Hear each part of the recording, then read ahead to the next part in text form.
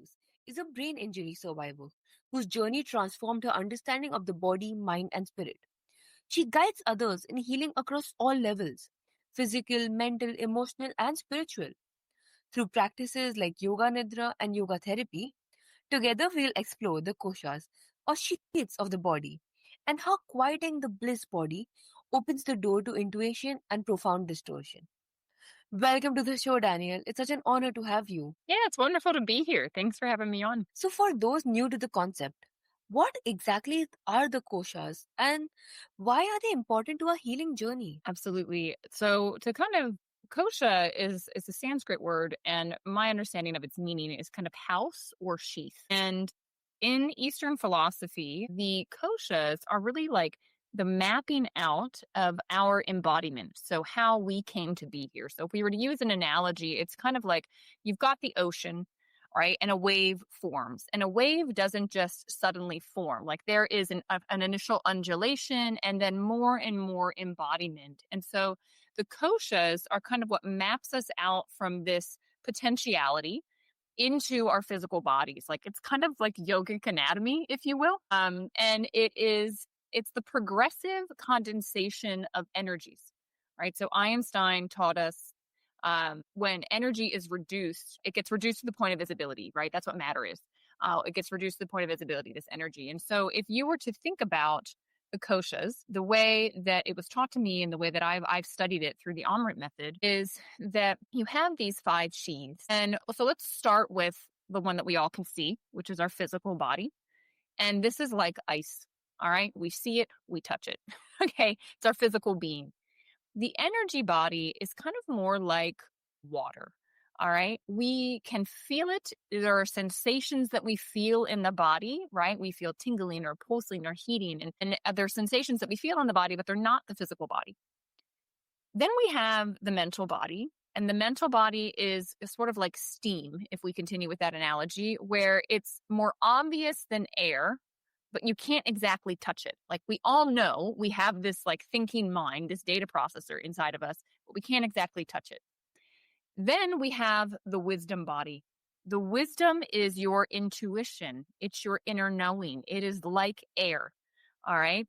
And it comes and it goes. And all of us have had intuitive hits before. You've had this like knowing drop in. That was your wisdom body. And then you have the bliss body. And this is like, it's very fine. It's like ether. All right. This is the first undulation of the wave, if you will. Like we can't see it, we can't touch it, we can't taste it, but we know that it's there. And like I said, the wave, it starts as an undulation and it gets bigger and bigger and it gets more and more densified as it goes from bliss, wisdom, mental energy into the physical body. Yeah, that's amazing.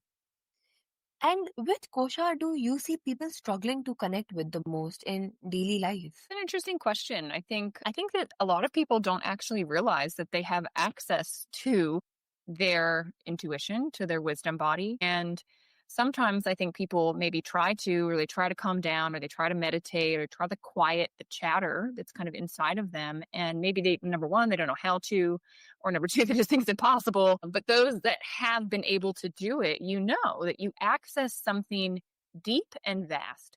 And it is so powerful. You know, the bliss body is the closest to source, to our source nature. It is the most powerful. And what is contained inside of the bliss body impacts all of our koshas. So if someone wanted to start to understand their anatomy from this level and understanding that the causal body, like the blueprint to the rest of them, is the bliss body. And what's interesting in the yogic tradition, right, they believe in your soul coming in through different reincarnations, lifetime to lifetime. And what they say is that this essence of your soul, the karmic hard drive, if you will, what's happened on the journey of your soul, lifetime to lifetime, is recorded here and it lives here. You know, many people have had the experience where either they have children or they know little babies, right? And it's like they come in with this energy about them, with these characteristics about them that have nothing to do with the parents, right? It's just very clear, like this baby's coming in with something. Well, what the yogis would say is that's the karmic hard drive. What you're experiencing is what's been put into their bliss body and what is coming with them into this lifetime. And the interesting thing is also like, this is this is where the bliss body is, where you are closest to your source nature. And so when the bliss body is clear and we're not seeing through our past karma, it's kind of like you're sitting at the bottom of a lake. And through the surface of the lake, when it's clear, you can see the sun, you can reflect, it radiates, it shines through. And it's interesting because if you look at even a lot of different traditions, right, spiritual beings in Christianity, they say that people have the halo. It's like that is the light of the bliss body shining through, your source nature shining through. But what can happen is that because of incomplete experiences from our past, because of these things, you can take it or leave it, right? I never tell anyone what to believe, but say they came in from different lifetimes, or you could just say from this lifetime, right? Stuff that has happened, we get these impressions. It's almost like muck on the surface of the lake, like a cloud that comes over, where all of a sudden, rather than feeling and sensing this source nature, when we look up and we're sitting on the bottom of the lake, we're looking and we're seeing this repetitive thing that lives there from our past, something that's unresolved. And so now we're seeing life through this lens.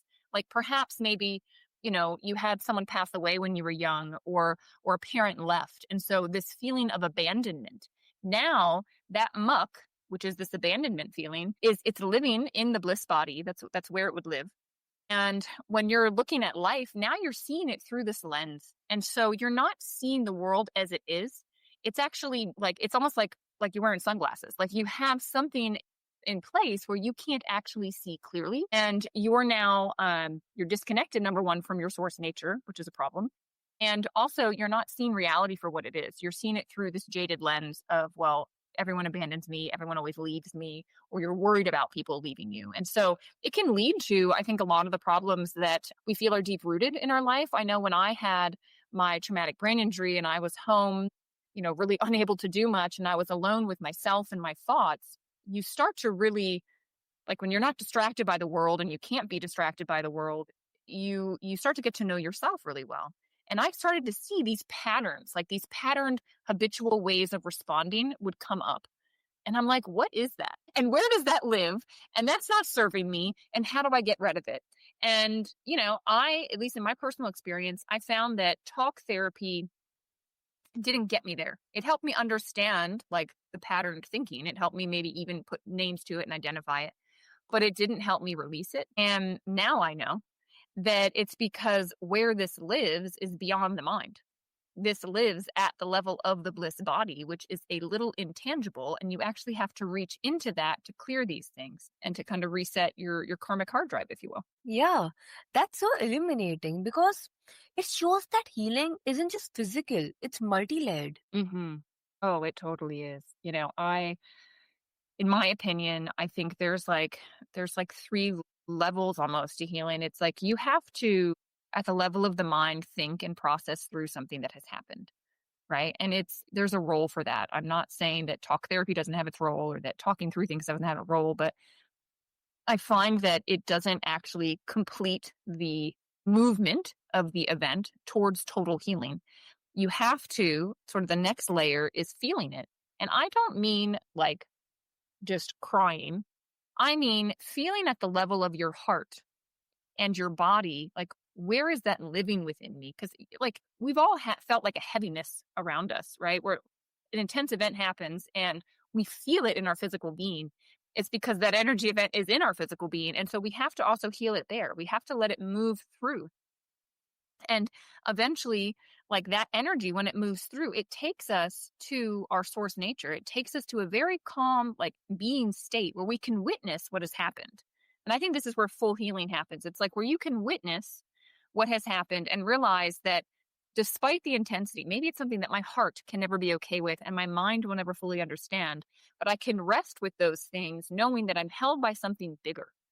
And that there is a divine plan or a divine order to it all, or that there is a deeper lesson in it for me. There is a lens or perspective I can gain from this. And I think a lot of people that have been through intensities will say, look, while that broke me, it actually made me stronger, and it was necessary for me to strengthen myself. And I think that's really what allows for deep healing and moving to think to where something is living. Like when we think about the koshas, like we have to look at where things are living in these different layers, these different sheaths, in order to really clear them from our system and process them fully.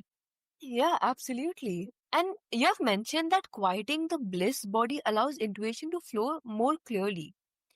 How does that process work? Yeah. So, what's interesting, if we just sort of like think about how things work, right? Our physical body is shaped from experiences, from the food we eat, exercise, that kind of thing. It's also, those shaped from like repetitive thoughts, repetitive emotions. They start to physically manifest in our body. Our energy body really like just takes the shape of what our mind tells us. I think of like water will take the shape of a vase, like it'll take the shape of whatever you put it in. And so our energy body really like it follows the mind, and it will put, energy to what we're thinking. It will put energy to what we're feeling. And if we continue that, eventually like that energy creates such a groove and pattern, it will manifest physically. But at the level of the mental body, okay, the mental body is like our lower mind. It processes things. So it brings in data from all of our senses. So what we're seeing, what we're hearing, what we're tasting, what we're smelling, its primary role is to bring in information. And then what the mental body does is it kicks it up to our wisdom body. The wisdom body is the higher mind. All right. And the wisdom body, its primary job is to see what is as is. It's to look at things objectively without the lens of the past. All right. But if we are, and it pulls from our source, like because source is just the witnessing presence. If our bliss body has these activations, these past events, right? The clouds I was talking about there, then all of a sudden we're not able to pull directly. We're pulling through a screen. We're pulling through a lens, and so our ability to discriminate is not there, and we get confused, and then we respond to life differently than we really should. And so if we kind of trace it all back up, it's like, okay, so the blueprint, right? Everything is laying at the level of the bliss body. And so how do I access it? How do I clear it so that, the lake of my mind is still so that I can access my source nature? And it's a great question.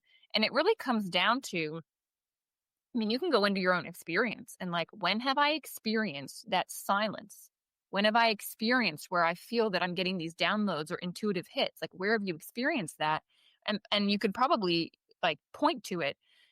And I'll just tell you some. So, one, in what I teach in Yoga Nidra, this is where we take people. In this, it's a guided meditation. We guide you out of the koshas, right, into the bliss body, into this space where you're beyond your mind. You're beyond the movement of energy. You're resting in this space. And what happens is that you then get realigned with the frequency of your own source. It's all a frequency at this level. Okay. And so we get realigned with source, with the frequency of this silence, and it will start to rewrite and reorganize the entire frequency of our being. And that's why after a meditation, after a yoga nidra session, I have clients, they say, I don't even want to get up. Like, it's so peaceful here. And I can still be having the same drama that I had when I arrived here, but now I'm more okay with it. And it's because you've calmed down the disturbance there. In Sanskrit, they call it your chitta. I think about it like chitter chatter, right? Chitter chatter. And these are your, like, all of those clouds, all that muck on top of the lake, like that analogy, right? They call that the chitta. So how do you clear that off the lake? Well, if you go to the space beyond them, it's just sort of the frequency, the higher frequency clears that stuff out. Another thing that clears it out is sound. So this is why, like, maybe I love the harmonium, like playing the harmonium. It has such a powerful vibration, and music it has a frequency and it will reset. So it moves in and it affects the frequency of what's living here. And so this is why music can be so peaceful. And it allows for everything to get stilled down, for all of the chitter chatter to quiet. And you get realigned again with that source frequency, that silence. Intention or mantra, like an internal repetitive saying. This is also sound, and it's the most powerful sound because it's internal sound. And it's like you're speaking to your heart. Okay. And what we repeat over and over and over will create a new vibration, and it will create a new layer, right, on the lake of the mind, which we want. You can actually rewrite what's there. And like, what else? I would say breath work. So the other thing is breathing. Breathing, as we've all experienced, like, what do we say? Take a deep breath. But intentional breath work also, it affects our state and it stills us. So I always say to people, the question to always ask is this going to be more or less stilling? For me, it's like going into nature. Well, why is that so powerful? Well, nature is in the frequency of source because it's where it evolved from. And it's not just, it doesn't have the layers that we have. And so it's not, pulled into all of the drama that we have in the human mind. And so when you go out into nature, you're realigning to that source frequency and you feel it. And so I always ask, like, what are the things that make you feel more still?